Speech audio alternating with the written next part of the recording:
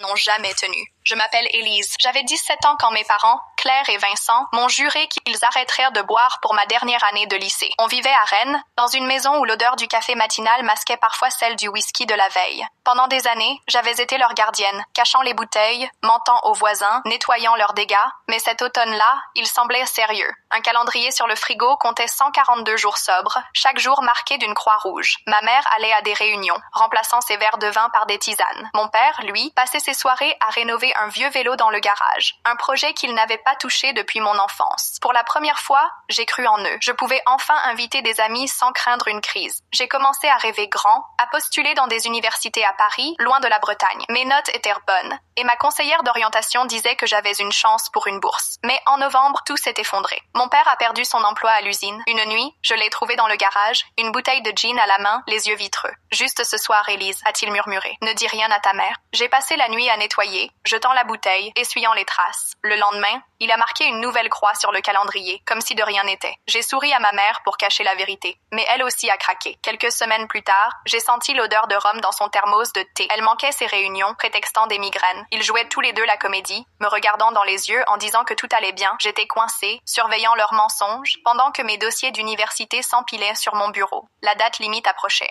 Une nuit, j'ai trouvé le calendrier arraché du frigo, froissé dans un coin du salon. À côté, mes parents dormaient sur le canapé, entourés de bouteilles vides. J'ai ramassé le calendrier, lissant ses plis, le cœur lourd. Pourquoi avais-je cru en leurs promesses? J'ai décidé de partir. Ma professeure d'histoire m'a aidé à remplir une demande de statut indépendant pour mes candidatures. Elle connaissait notre situation, sans que j'aie à tout expliquer.